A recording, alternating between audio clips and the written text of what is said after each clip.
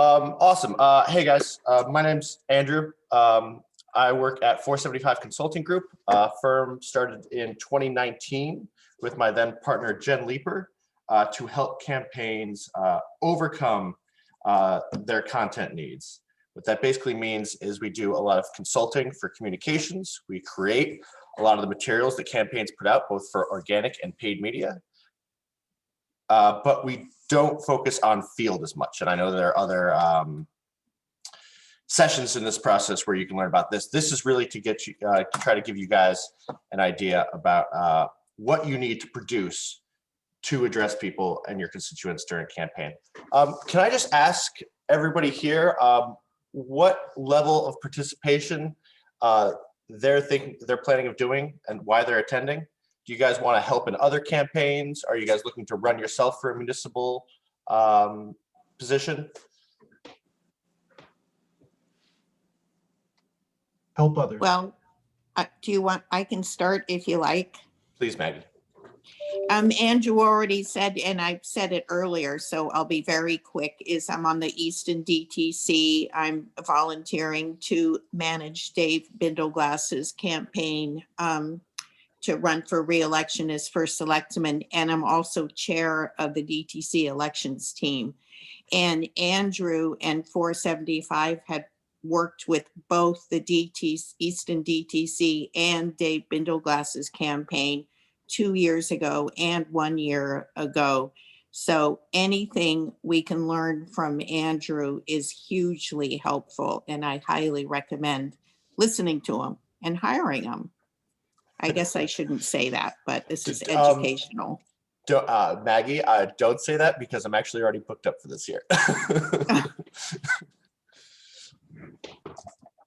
Anybody else have anything particular that they're planning to do with this, a position they want to run for, or at least the, the level kind of their involvement? Hi, this is Rob. I do a lot of volunteering on campaigns, and one of the things I always wonder is like, when you lose, people always, point fingers, but like, it just wasn't our year. The district's just so red. And I kind of want to know, like, how are you supposed to run these things? How are we supposed to do it? So I'm hoping just to get a little bit of an understanding so that I could be more helpful to people. Awesome. Thank you, because this is really helpful to me, and it will obviously tailor what I am able to give information to give back to you guys with this. Anybody else?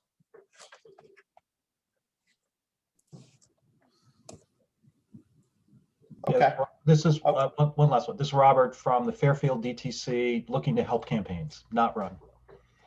Awesome. All right, guys, this is, did I switch yet?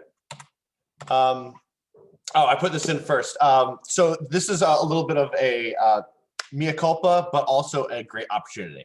So I was planning to update some of the charts I have in this presentation later with 2020 data. I have not done that because 2 weeks ago, the representative for the 112th, a Republican, resigned. And my good friend and colleague, Nick Kapoor from Monroe, is now running for that seat. So in the last 2 weeks, and actually the governor only announced the election day last Friday, we have put together an entire campaign. And we have 37 days left as of today, because specials are always fun. What that means, though, is that there is currently a campaign going on which is looking for volunteers. And if you guys want to reach out and get involved and kind of see behind the scenes of how things run, I am super happy if you guys go over to his website, fill out the volunteer form, say, I had Andrew at this session at Newtown Training School. I'd really like to learn more about campaigns and help out. I'd be happy to get you guys in the meetings, the team meetings, so you can at least just see what goes on and how we approach these kind of things. And then the first thing I want to do is just tell you guys just about some nomenclature so that we can, have a better discussion. When I talk about reach, it's the total number of individuals who have encountered a piece of content. So some people might view a piece of content twice. That does not matter to your reach number. It's just the total number of distinct individuals. Unlike impressions or views, which refers to the total number of times somebody's seen something. So for instance, A lawn sign on the side of a road might, reach 2,000 people, but it probably has like 40,000 impressions, 50,000 impressions, because people just see it so many times driving back and forth. And finally, engagement is mainly a digital metric. It measures how many times people interact with a piece of content. So that's a like, a share, a comment. It even counts for if somebody goes in and turns on the audio or presses pause or play again in a Facebook, or if they, there's an album of pictures and they actually decide to click through and look at all the individual pictures. Say if there's 6, on Facebook, you'll see more. Instagram, you can swipe through. All that counts as engagement. So content operations. It's kind of the new term that campaigns have started using in the last decade to address the exponential increase in the amount of media a campaign has to produce to adequately service all the different communication channels that are now available. 15 years ago, you needed a lawn sign, a walk card, a couple mail pieces, and that was, not much more. Now we are looking at the minimum pieces of media I'll create for a campaign is in the 50s. And there are, when you include social media posts that the campaign, we advise the campaign to produce themselves, we're deep into the hundreds. So it is a monumental task. This session is not about how to brand your campaign or about, what specific communication points to make. This is about the tools and the environment surrounding these new communication channels so that you can more intelligently talk about it. And also, hire people that you need to provide some of these services and just be more informed about what you are expected to accomplish throughout the duration. One of the things that I think is amazing, and again, this is my mea culpa. This is a 2018 chart. I didn't pull in the 2020, but it still proves the point, is that everybody consumes an amazing amount of content. So what this is Nielsen data from Q3 2018. This is segmented by age demographics. So you have all adults on the far left. Sorry, can you guys see my pointer or not? I could see the pointer. I don't know. Okay, if awesome. Yes. Yeah. So this is the average adult in America consumes over 10 hours of media a day. And that is TV, radio, TV connected devices, internet via computers or smartphones or tablets. And so basically we are machines, and this has only gotten worse over the years. And I suspect now during COVID, we are all pushing over 11 hours at least. But it also means that we are consuming a huge amount of information.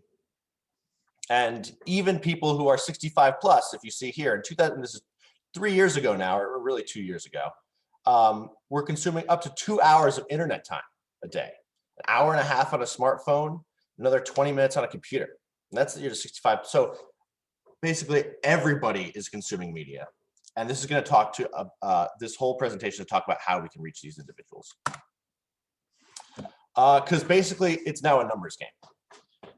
You can't just send out 5 mailers, each getting, so say if we're using here a House district campaign for our approximate numbers, just because I didn't know what size campaign people should be working on. I think it's a nice, I would say it's like somebody running for a first selectman seat in a town of 15 to 20,000 people, or obviously a House seat, which represents about 23,000 people. It's a nice middle ground. But you can't just send out 6 mailers anymore, each reaching one individual when they get it in the mail, 5,000. So that would be 30,000 impressions. Now with these new channels of communication, you have the ability to reach people not just hundreds of thousands of times, but millions of times. The one number I didn't put up here is we on the average campaign, we texted people about over 10,000 times. You can see here 5,000 postcards, 2,000 base letters, over 10,000 mail pieces, search ads over 10,000, display ads over 1 million, video ads, getting in the 200,000 range. We definitely did more than that with some of these campaigns this last year. And then when it comes to social media, these are 3 of the campaigns I worked on this last year, which I would consider active. They each got 130,000, 140,000, 150,000 organic impressions on social media. Organic is the difference between paid. It means we did not pay for their promotion. That means that their own content organically reached that many individuals. By paying then for social media, to boost social media posts, we were able to increase that dramatically. But with just a budget of about $35,000, we're talking about hundreds of thousands, if not millions of contacts. So the game has really changed. I gave you guys all a copy of this generic budget. We're not going to go through it line item by line item. I know it's small on the screen.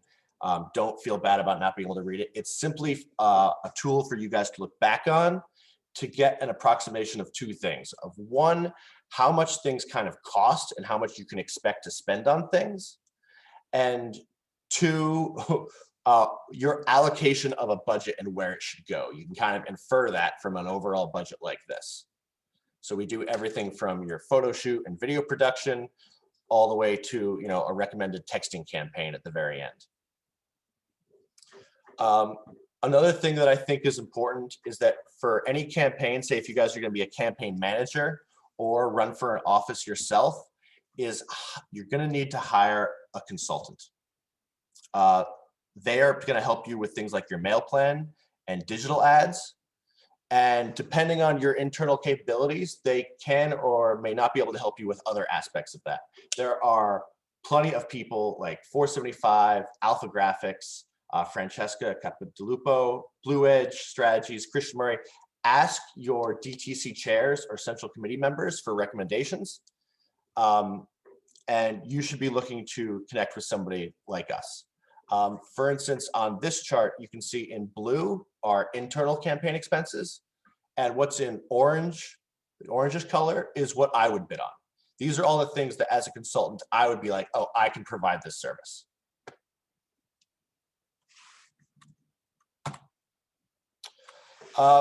First step that I strongly recommend for any campaign, which really smooths out the rest of this whole process where we talk about creating content and addressing these new channels of communication, is do a photo shoot. There are 2 people listed here that I love. Simply Paws Photography is based here in Newtown. Nicole, she's awesome. And then Sarah Lieberger is based in Easton, actually. So she's on the Easton DTC. Maggie knows her well. So both 2 very talented photographers who are familiar with the kind of requirements. Do a half-day photo shoot. Do 4 locations. And a guide to photo shoot locations, wardrobe, and extras is actually in the drive that you guys all have access to, which I should say also has these slides as well. So if you guys are not able to take notes quick enough, or if you're worried about that, these slides and a full recording of this entire presentation will be in there afterwards. But use the photo shoot guide. There's a template multimedia rights release in there. So for instance, if you're taking pictures with extras, you'll have them sign off so that you can then use the media in the campaign. But basically, I cannot stress strongly enough, do a half-day photo shoot. Get those pictures, because that content will then inform your content creation for the duration of the campaign. Then after that, the first thing you guys need to think about is digital infrastructure. It starts off with a branding suite. That's your logo, font pack, color palette, and design theme. Now, if you guys are on a house campaign or something of the that approximate size, I recommend that you hire that consultant and you have them provide this stuff with you. If you're on a smaller campaign, if you're running for a board of finance seat, that might not be something that's within your reach. So we're going to discuss this later. Actually, I think if we just go through this list quickly, it's branding suite, web 4, and then social 4, and we're going to touch on all of these. So first thing is logos. Jen Leeper, who did run for a house seat and won successfully, has a really good friend who's a graphic designer. She reached out. If you don't have somebody like that, then there's always Fiverr. which is a great gig website. That's actually where we first reached out because we have such a rushed schedule for Nick Kapoor's logo. They gave us back 3 options, I think for $120, and then flushed out some revisions, and we got a great result out of it. Then when it comes to setting up your web domain and email, use Google. Don't go anywhere else. Google Domains, purchase it, and then set up your email and Drive with a Google Workspace account. Basically, Google Workspace is what they've rebranded your Google email as, because it involves also includes a calendar, your Drive system, everything. Sign up for one email address for the campaign, info@campaigndomain.com. After that, just have all emails forwarded from that and have everybody use their personal. I don't recommend setting up a campaign email for the treasurer and the campaign manager and everybody else. You're not looking at those type of setups until you get into the congressional type races. For websites, I work with, I strongly recommend that you guys either use Wix or Squarespace. But again, if this is for people who aren't going to have their consultant do this, if you are running for a selectman seat or a board of ed or board of finance, this is something that you can do yourself and quite easily. If you are technically able, I would say go for Wix. It's my preference. I think it builds stronger, better websites with more flexibility and resources. If you can use a Word document, though, you can use Squarespace. And I think I wanted to show you guys actually 2 examples of websites. And so if we switch back to this real quick, let me just hide my meeting controls. Our company website. We don't do that much communication. This is simply a landing page for people to visit. This is built on Squarespace. It's super easy to do, and I strongly recommend it. If you are more technically able, I would go to Wix. It's much more powerful and has some really cool features you can add in. I think this website has actually only been up for 1 week. It actually launched last Saturday morning. We have had over 1,000 people visit it from the 112th, or at least the 112th, anybody else who's interested, and over 35 volunteers sign up on our page. These channels are immensely important to building up that campaign team for the rest of the work you're going to do. That said, websites are not content hubs. They should be thought of as ClickFunnels. You have channels to post updates, whether it's Facebook or Instagram or Twitter, in which to update people about how your campaign is going and what's going on every day. That's not what your website's for. Your website is to get people the information they're looking for quickly, so that you can then capture them in the form of absentee ballots and get them the information they need, or have them sign up to volunteer. If you are updating your website more than once every 2 weeks, you're not doing it right, because there's no inherent way to make people want to read your website every week. Whereas these social media channels like Facebook and Instagram are literally built like that. So people check in anyway for other things. That's where you should be giving constituents updates. So if we switch back, PowerPoint slide. Then you're going to want to send out a weekly newsletter from your campaign to the email list that you're able to generate. You can pull that initial list off of Van and other publicly identifiable locations. For instance, in Fairfield, the wait list for a train station spot, voter registration, the train station parking, or I already said that, the boat marina applicants. These are all publicly available information. You can source it together and then use a provider like Wix or like MailChimp if you're using Squarespace to send out weekly emails. We sent out our first from Nick's campaign, I believe actually this morning. So I'm just gonna go to it real quick and show you guys what, wrong one.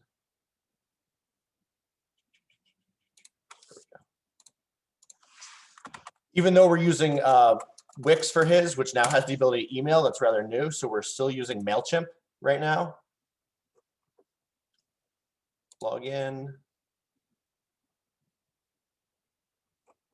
Oh, doesn't want me to. All right, guys. Well, I take that back. We're just going to see his email. the other way. I'm going to show you guys a test of it real quick.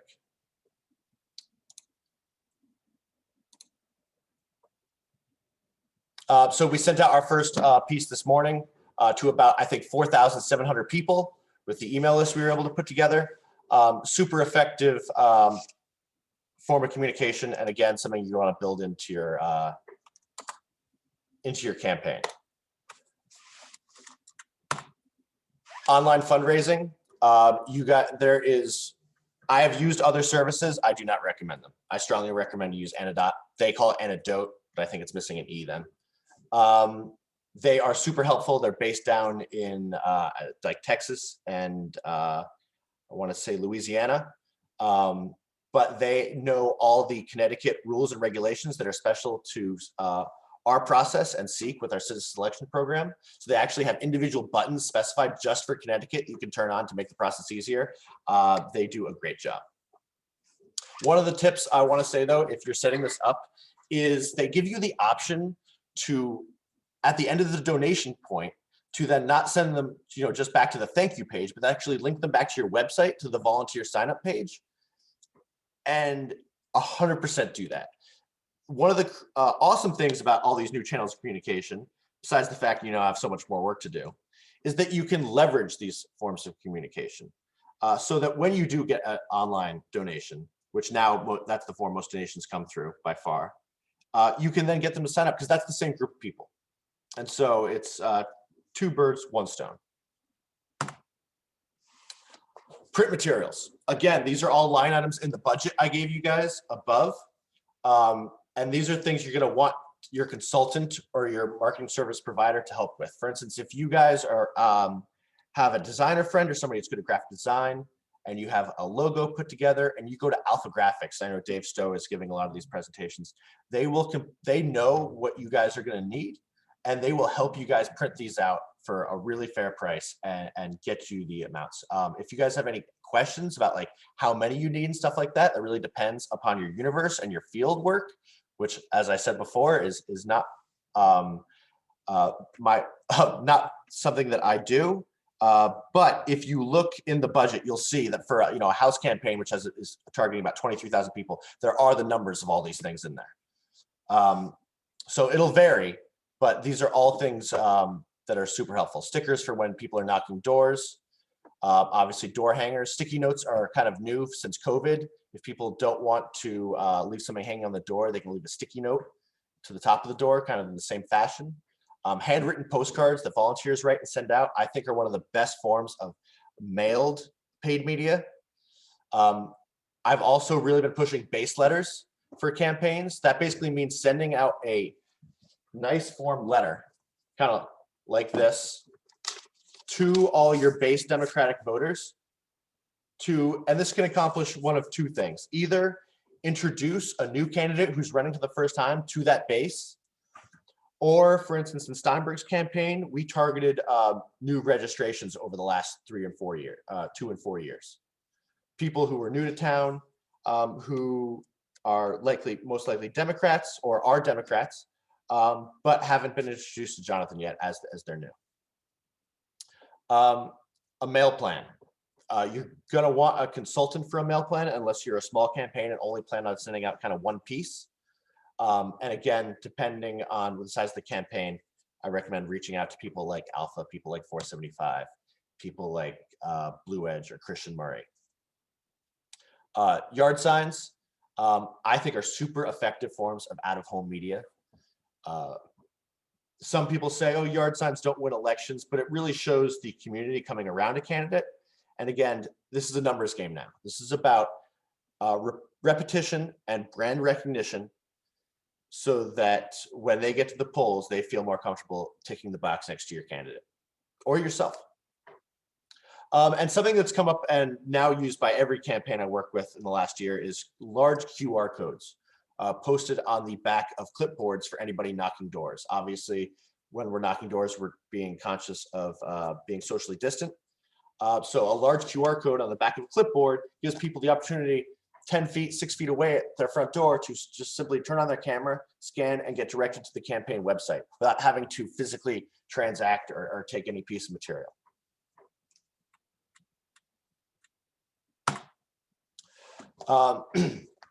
Can everybody see my face right now?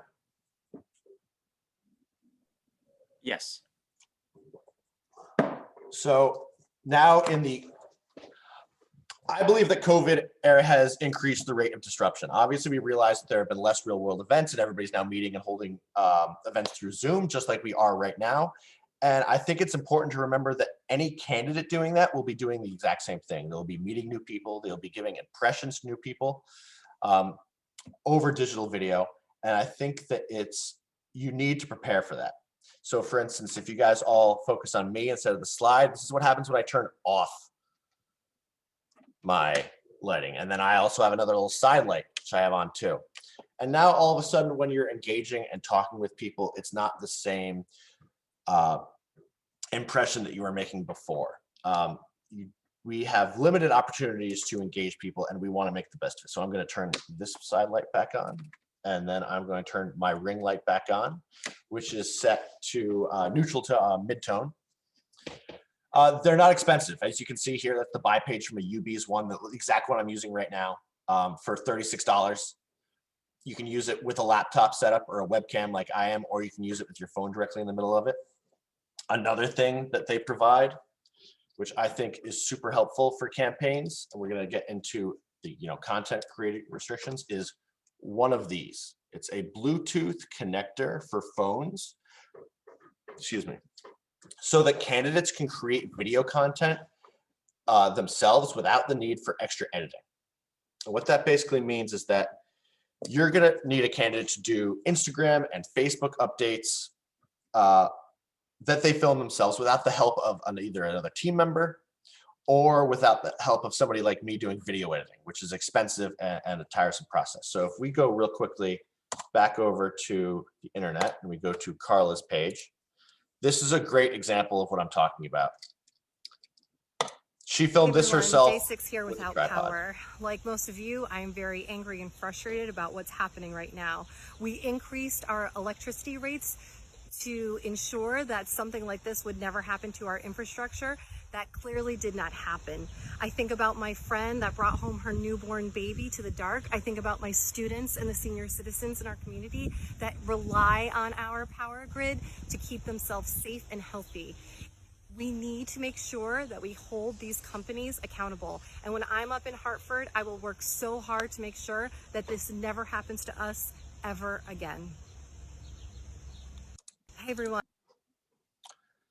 And so the reason that Carla was able to capture this piece of content, which was viewed 2,000 times in the next 48 hours, was because she had a tripod and one of these. There's no of that finicky holding out, a profile or holding out your own selfie style, or there's no like pushing the button, if you can see my screen, like, oh, start recording, stop recording. We're going to go into later how much content a campaign should produce like this. And again, this is a cheap, effective piece of production equipment that everybody should have, whether you're running for a justice of the peace or a first selectman. When it comes to video production overall, this is kind of our standard, again, for the size of campaign I was talking about earlier, that 23,000 kind of constituents, about $35,000 budget. We tend to do 8 videos and split production as 2 half days. 1 60-second intro piece, 2 30-second issue pieces. From the intro piece, we kind of get 2 very much abridged versions of it. 1 15-second GOTV piece, which is your most important issue, and 1 6-second bumper, in which literally it's those YouTube ads that you see that you don't even have time to skip because they're so quick, where the candidate just has time to say their name, what they're running for, and we're hope to see you out on November, whatever the date is for this next year.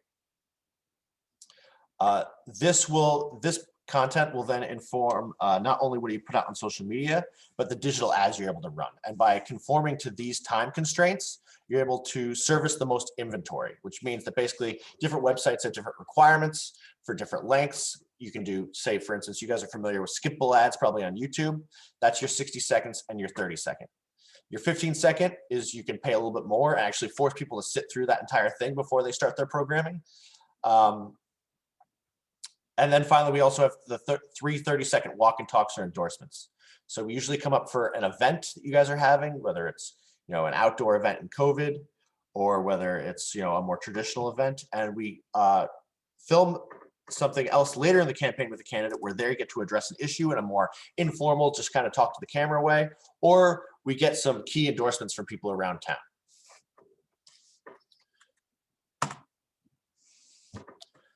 And then we have our social 4, kind of. So if you guys look at the end of this, like I said, the presentation pieces are all in the folder. If you guys go to the very end, you'll see we've made videos on how to set up all these channels individually for campaigns. So if you don't know how to set up a Facebook page for a political campaign or Instagram page, go to the end, go to additional resources. We've literally made a video that walks you through the entire process. To go over it more briefly though, Facebook, Instagram are the key to organic engagement, to reach people who live in your district and surrounding area, friends and neighbors, is what you need to be posting to most often. YouTube, although people won't find your media organically, is essential because that's where you host your videos. If you're going to put it on a website, if you're going to run it in an ad, YouTube is where you need to upload everything so that other channels can then link to it. Twitter is something that we don't actually recommend that campaigns set up their own Twitter accounts anymore. If you're going to use Twitter, we recommend it be the personal account of the candidate. But that doesn't mean you can ignore it completely. If you guys, as we're about to go into, have a schedule for social media content that you're following, it does not hurt to post this content that you've already created onto Twitter as well. It's simply the opportunity cost is so low that you should be duplicating content on every channel available to you. And finally, TikTok. I don't know if anybody on here is familiar with TikTok yet. It's a video sharing form of social media that is really popular with the younger generation. I'd say the Zoomers right now, but it is growing in popularity quickly and it is coming. So I don't know whether we have 2 years until it's in every campaign or 4 years. If past history is an indicator, it's probably less. Like I would say 4 years ago, nobody was posting on Instagram, and 2 years ago, if you didn't, you were making a large mistake. So the big thing about social media posting is make a calendar. You should be looking to post at least 3 times a week, Monday, Wednesday, Friday. You can schedule these things in advance, early in the morning, 6 a.m. You do that so that you get the initial. Facebook uses a trailing average and past history to decide how many more posts to show your video to. So for instance, if you post your video at 3 a.m. and it shows no engagement for the next 3 hours as nobody's awake, then it won't do as well for the next 21 hours of the cycle. If you post at 6 a.m., you kind of get that first wave of people who the first thing they do is pick up their phone and look at their social media, and that will kind of carry you through the rest of the day. There is a new tool out now. Well, I say new, but it's been out there for about a year and a half in different versions called Creator Studio. Everybody should be using this. It enables you to post to Facebook and Instagram at the same time, schedule things in advance. It basically services the niche that I think programs like Hootsuite used to take up. But obviously, this being an in-platform service, it is better integrated and everybody should be taking advantage of it. And it makes your job much easier. So if you have a calendar, oh, I'm going to post this Monday, this Wednesday, this Friday. You do your work on Sunday night. You can actually go into Creator Studio, schedule it for both Facebook and Instagram for 6 in the morning on those days. And then the rest of your week is doing, maybe a little video update if something is happening important, or posting a link to a piece of news that's either applies to the district that you're running in or is of national importance. Another thing that everybody needs to be aware of is Canva. Canva is maybe by far the best tool to make social media content. It is a free digital design program. It's browser-based, so everybody can do it on the computer. It has free templates. And they even have a whole design school where they have short videos that will teach you how to use the program. It is the easiest editor by far that I have ever encountered. I stopped last year trying to create pieces in InDesign and Photoshop because, to be honest, it's just not time. It's not efficient use of your time anymore. Canva is a phenomenal resource. I strongly recommend that anybody who thinks about posting social media for a campaign checks it out and becomes familiar with its offerings. And I think they're not just trying to introduce video editing too, which is amazing that now we've reached the point in computers where we can do video editing through a web browser. I'm going to stop here for social media because, to be honest, I could go into this forever, and I actually am going to do that on March 20th at 11 a.m. I have social media, a deep dive, a different class that I'm going to present where we specifically go into more of the tools and tricks in order to make best use of these content channels, but also dive into the data to get find out the little things that you can do, like metadata and post types, and to maximize your efficiency. It's just such a powerful tool to reach people that are geographically related to your campaign for free. As you saw before, the Average House campaign was doing like 40,000 organic views. If you tried to replicate 40,000 organic impressions with mailers, you'd be spending tens of thousands of dollars. This is something everybody can do for free if you just learn the ins and outs of it.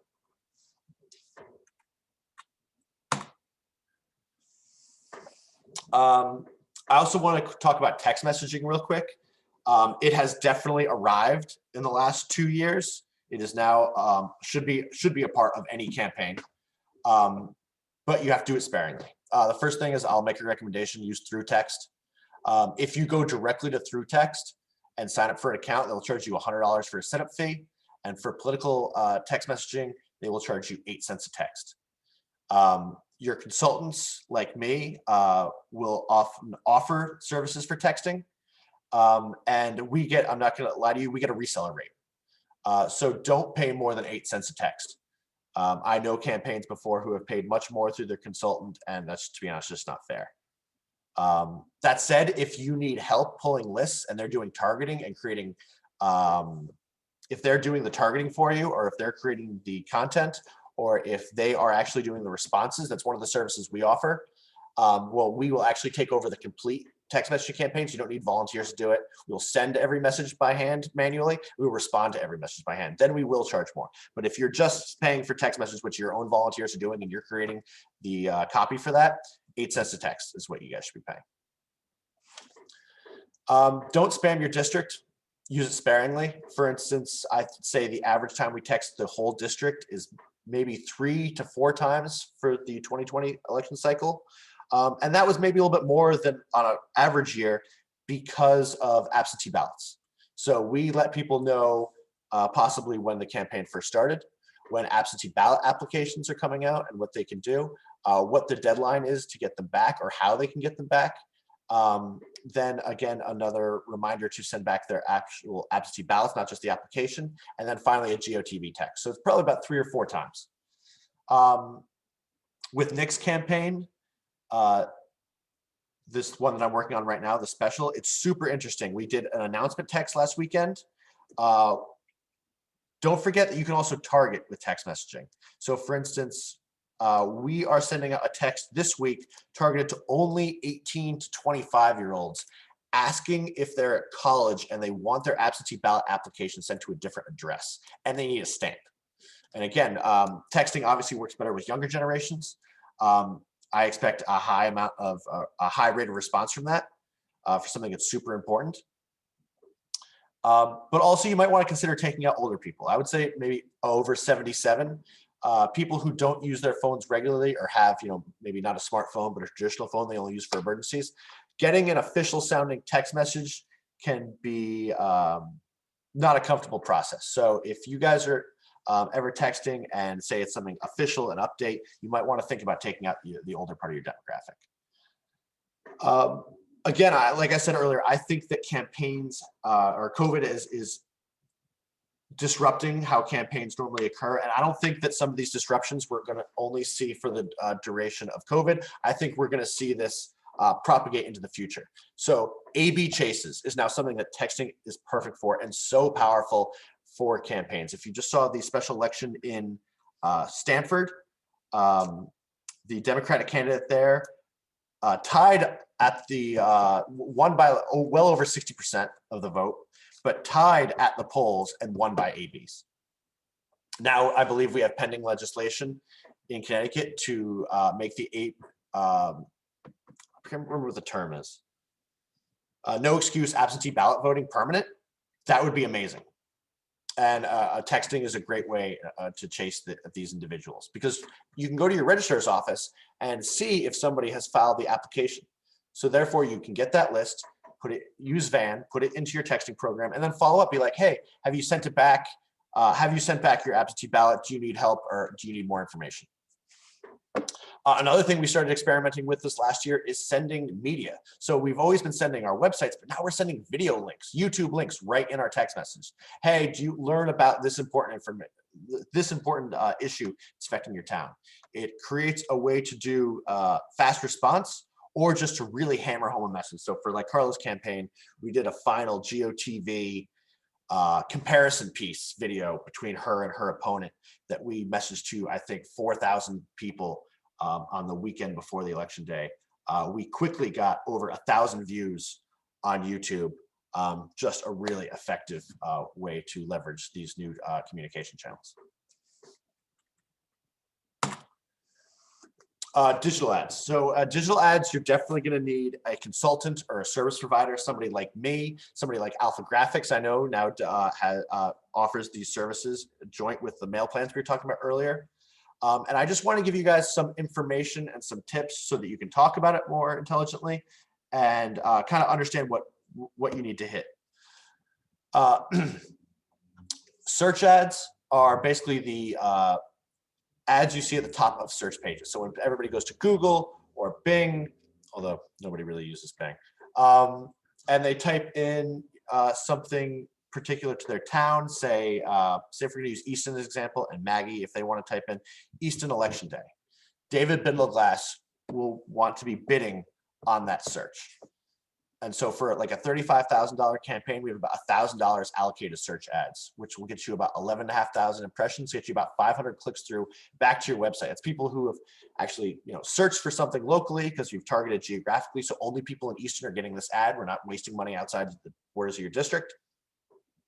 And they can now find out more information. And we find this is essential for older individuals and to get their web traffic. We found with Nancy Lefkowitz's campaign for selectman in Fairfield that the average time spent on our website was actually the most from search traffic ads, not even more than people who had gone directly to our site on purpose. And we feel that's because older people are more likely to click on ads, and you're more likely to get those demographics, the information that you're looking to portray. Display ads. If anybody doesn't know what they are, the banner ads that you see at the top and bottom of everybody's pages or on mobile, the little squares. I actually want to show you guys something real quick from Jen Leeper's campaign last year. Did I pull this up yet? No, I did not. Ads.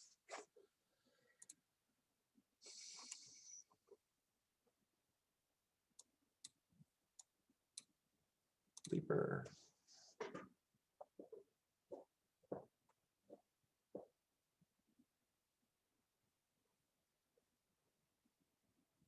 Okay, so we have September of last year, November 5th. This is on all her ads. So we did about 2.5 million impressions over just on the Google Ad Network. But we just want to look at search real quick. So I'm going to search campaigns, website traffic. Oh, sorry, no, I meant display. So last year was really interesting. What we saw because of COVID is normally mobile phones are the vast majority of display ad impressions. Because everybody was stuck at home during COVID, we had a lot more computer-based web browsing. So halfway through the campaign, we actually, let's go to the actual display ads. We saw that data coming in and we were like, okay, well, let's put up more large format banner ads for the top of web pages.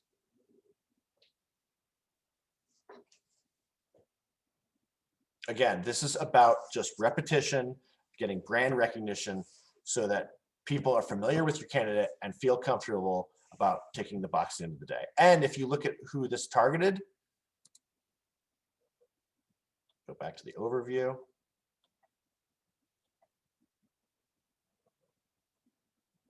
You can see that this didn't just hit young people. This actually had its best penetration in the 55 to 64 category.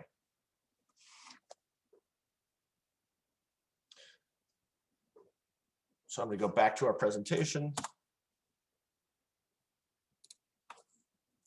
So display ads, I believe, are you will see clicks on all the different websites, from Real Clear Politics to MSNBC to Breitbart News. This is display ads are your chance to reach people where they're inherently browsing content anyway. Video ads are super important.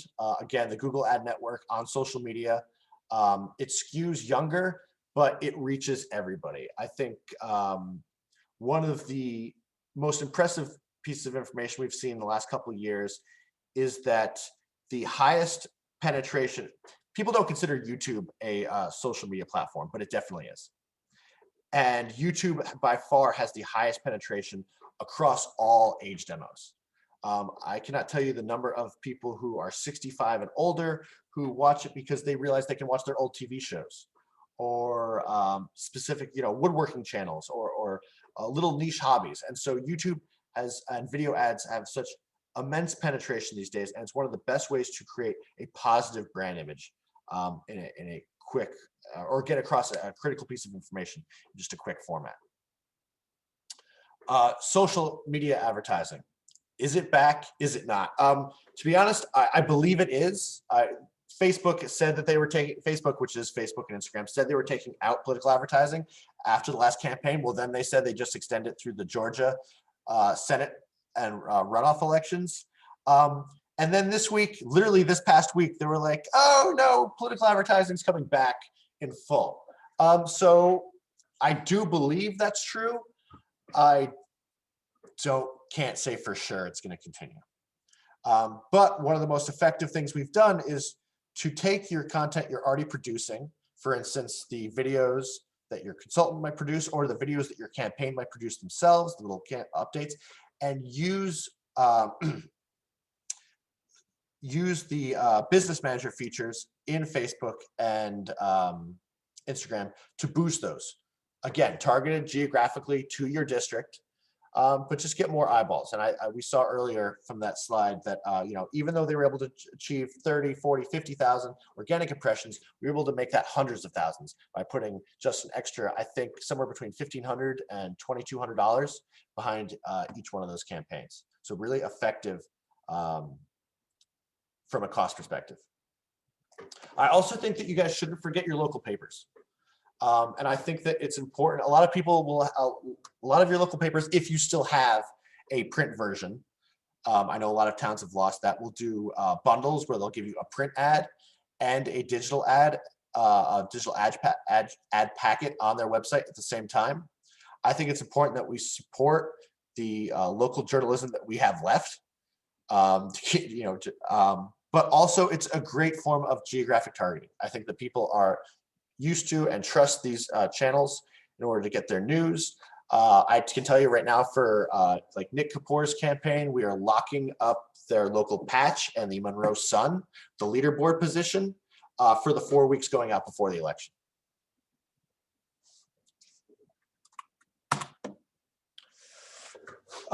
This is another one of the slides where I don't now have 2020 data that I want to have, but 2018 is still very valid. And there's a lot of things that we can take from this that are super important. So the first chart that I've made, these are all have age on your x-axis. So this starts at 18-year-olds. In the middle, we got 60-year-olds, and then by the end, we're at we reach 100 right here. And this first one is voter turnout percentage. So the percentage of registered, the percentage of 18-year-olds that actually turned out to vote in 2018 was, it looks like it's about 42%. Percentage of 26-year-olds was just over 30. Percentage of 60-year-olds was, looks like this is just below 80. Yeah, a little peak over 80 here at like 69. And then finally, when we reach about 80, we start to see the curve come back down again. And I think that this is really important because it tells you what to spend money on and where. For instance, it might be cheaper to hit more people digitally, but if you're only doing video ads, which skew younger, and don't get me wrong, video hits across, but if you're only doing, a generic district of video ad, which only hits, the inherent proportions of people who view video, which, skews much younger, then it's not as efficient as if you were targeting people only 40 and above, or not as efficient as targeting people that are only 40 and 90, which you can do now in platform with Facebook or Google.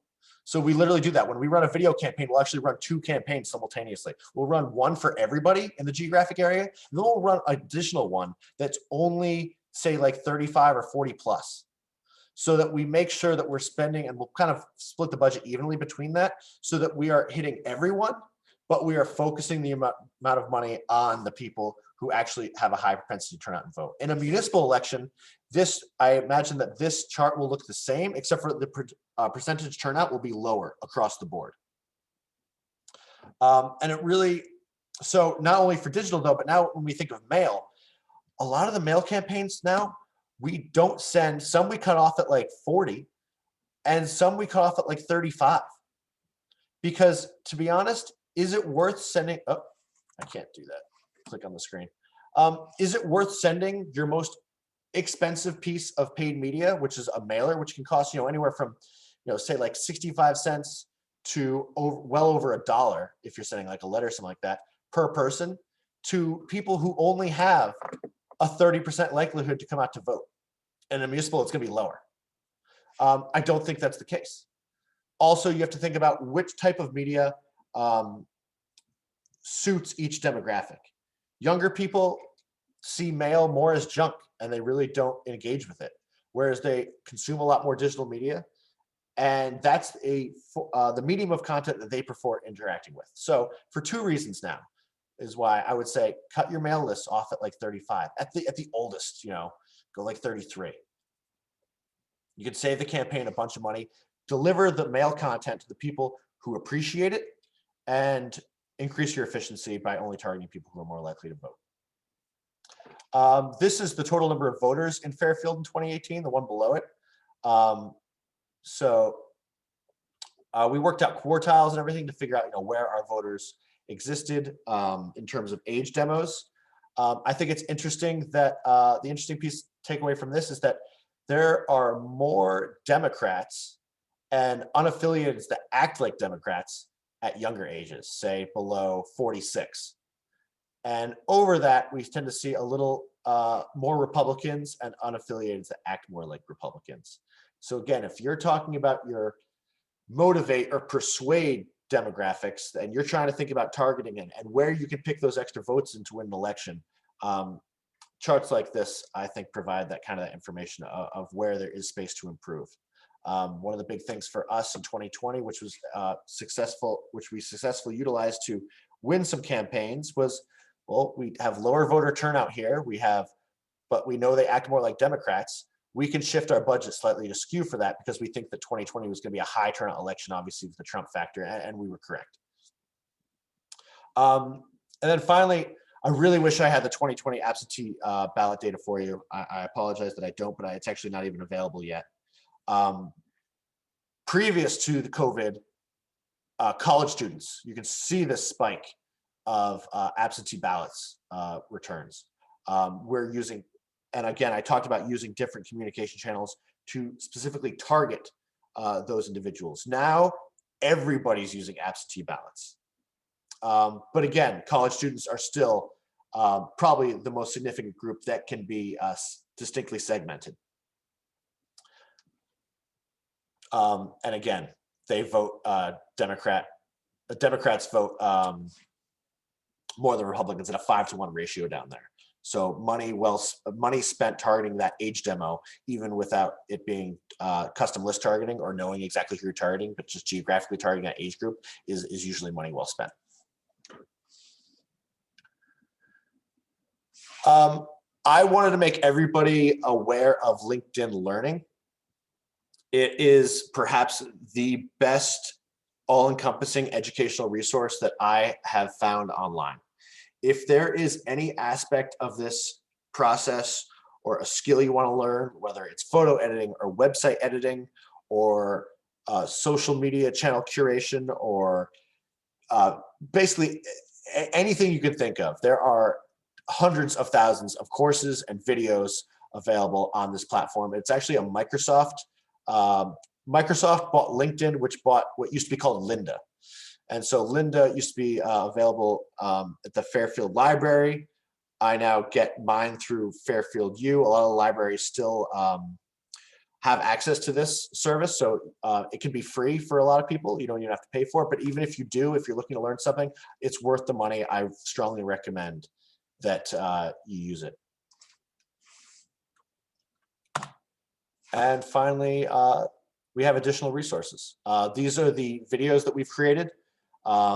Again, this whole packet of slides and a couple of the other documents I talked about is in the shared folder. It's available to everybody here. If you're looking to set up a Facebook page, or if you want to know more about Instagram or Twitter, or how to do videos, YouTube has a great academy for creators that shows you how to do like little selfie style videos that we talked about. Does anybody have any questions?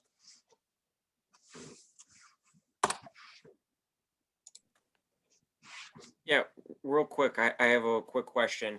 So like that was a lot. Yeah, it is. And So, which is why like good. It was Okay. good a lot. If I'm still mentally digesting it all, would we be able to email you questions? Yeah, my contact information is both on the Newtown page. It's at the top. I think the second page of this document. It's agospel@475consulting.com. My personal phone number is on there. If you guys just want to text me, like I have no problem just responding back. Just identify yourself, obviously. I'll save your contact details. I'm super happy to answer all and every question you guys might have. The reason why we're doing this, the reason why I'm involved, and the reason why I'm doing, like I was in digital media for like over a decade, working for corporate entities. I first got involved with my town DTC in 2015 when I ran for RTM. And then people started asking for help. In 2018, I got pulled into because of my background, I got pulled into a state Senate campaign. A year after that, I, formed a company to focus specifically on political advertising to try to help these causes and these individuals, get elected so that we can make a difference. And so I am more than happy to invest my time in you guys, and any questions you might have, please feel free to reach out. Okay, so I just imagine I'm going to have more questions once I'm probably going to watch the video like a second time because I definitely missed some things. But my first question is, I noticed throughout the presentation you say, oh, there's this service, there's this service, there's this other service. You talked a lot about budgeting and money.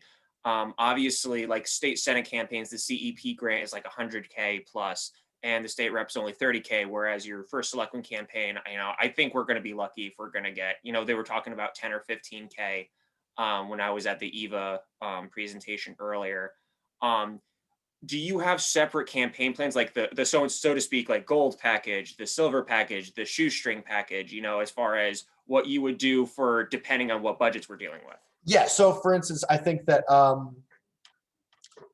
there is a campaign I'm working on this year, which is definitely much more similar to yours. Do I have it pre-made out like we do for house campaigns? Because house campaigns are, product in a box. Everybody knows how much money you have to spend. Everybody is kind of in the same condition when it comes to the amount of constituents and everything like that. It's much easier to plan around. But so we have that for house campaigns. We have that made up for Senate campaigns. But we'd be super happy to come in and be like, all right, make the adjustments for an individual campaign, obviously much size. I just thought this was a good kind of middle ground. For instance, in Fairfield, first selectman campaign, would probably be thinking about spending the same amount as a Senate campaign, which is probably about $150,000. Even a selectman campaign, which is not first selectman in Fairfield, would be bigger than a House campaign. But I obviously realize that there are other sizes, and I'm super happy to answer questions and to give you generic, without copying what we've done for somebody else, but give you generic advice of where we think that you guys should land. I also really like your Bernie cutout in the background. Oh, thanks. Just want to let you know that was appreciated. Thanks, Andrew. This was awesome. Thank you very much. Very, very thorough. And yeah, a lot, as Rob said, a lot to digest, and we'll definitely be looking at the material. Thank you. You guys are very welcome. I did have a brief question. Yeah. And this might just be kind of picking off this presentation just for other work. So I do some nonprofit work. And you mentioned that's the website being a place to look for and find data, but not really a place you're putting out updates. Mhm. You feel that would go for nonprofits and other websites? I mean, to me, that sounds like a good general rule, or Yeah. So let me show you there's two kind of, let me show you some examples. Let's go back to the screen. Let's share. So I want to make sure that did that click over for everybody? yes. Okay. So let's go to Jen Leeper's page. She has a nice thank you up. She had her endorsements and election info with some click-through, endorsement videos we put up there. And she wanted to be more active and update. And so she put up a blog. And this is Wix. Again, I strongly recommend using Wix. They have a blog template built right into the platform where you can literally just upload a picture, upload your text, and then it auto-populates on your website with individual links. So you can either put link these individual blog pieces into your social media so that you can then distribute it, but it'll be hosted on your website. And so this is the most frequent I would think about updating your website, putting out a blog post, hosting it on your website, maybe like once a week, but also sharing it on your social media channels. Another good use is, let's go to ANDEMS, the Action Network of Darien Democrats, which is a PAC we work with.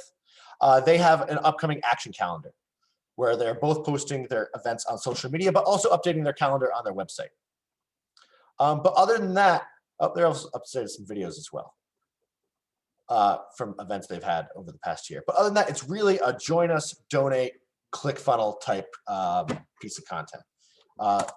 Facebook and Instagram are channels that people inherently use every day anyway. Make the most use of them. Don't try to put daily updates on your website. You're just not gonna, you're not gonna get the views that are necessary to make it worth your time and effort. No, great. So like when it's an update, whether it's a blog or a calendar or something else, you're telling that person when they land there that, hey, if you want updates, here they are. You're not just modifying exactly. the front page or the landing page. Yeah, so like going in and updating it, I would say you plan your events ahead, you know what I mean? So when you are updating your events or updating a blog, you're making the update once every 2 weeks, max once a week for a blog, you know what I mean? And that's like a 5-minute process because you've already written your blog. But really what it's about is hosting that information on your webpage, but distributing it through social media. Every single one of Jen Leeper's blog posts got pushed on Facebook and Instagram. Every single one of And events is not only linked on their website, but also on their social media channels.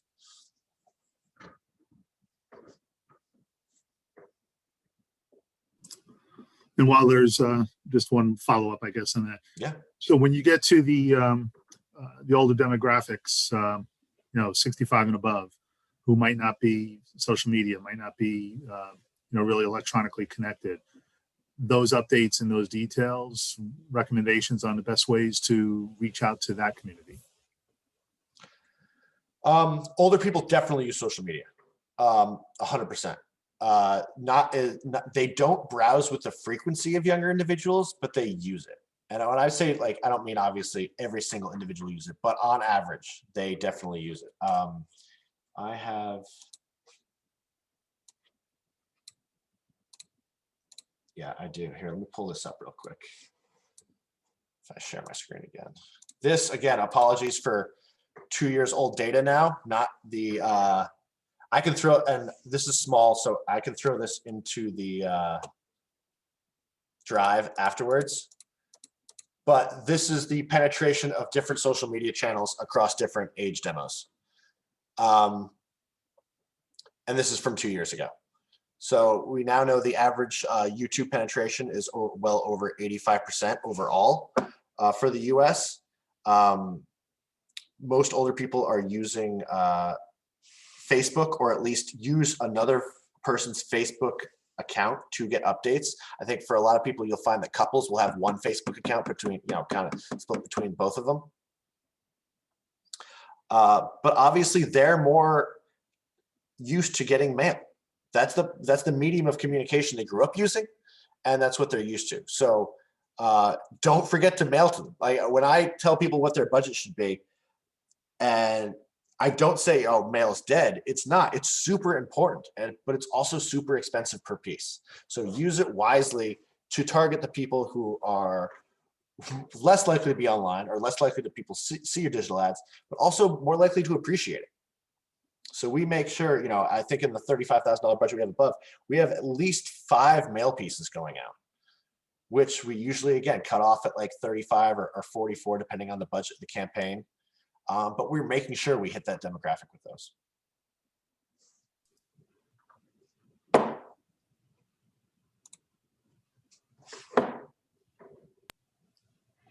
And is there similar data to that would show us the demographics of who hits, what your email posts would hit versus what mailers would hit? Or is it opposite of what we see? I don't have it for email, but I would just general knowledge. I would say email penetration is high. I think everybody this day and age has an email. Everybody under 75 has an email address, pretty much. I would say it's got to be, at least 85%, 90%. I don't want to be rude and start asking around the room how old people are and whether they have one. But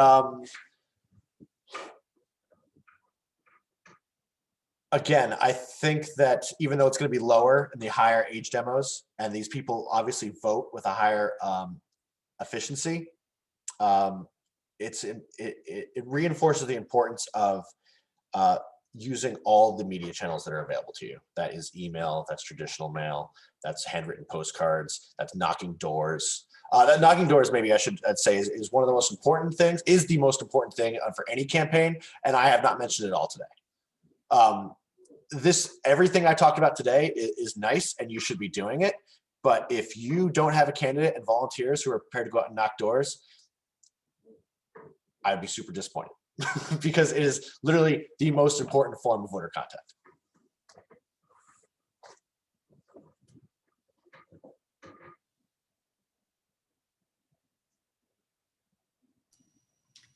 Are there any other questions for Andrew? Andrew, did you have anything else? Nope. I guess I'll pitch my next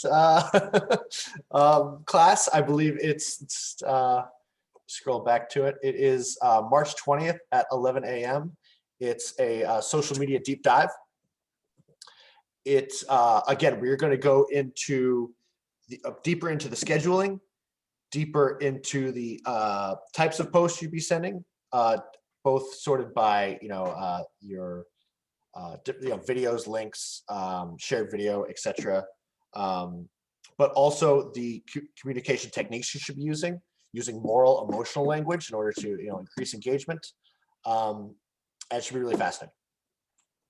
I think it's fascinating. That's why I do this job. At the end of the day, I think if you guys can tell, I'm a numbers guy, and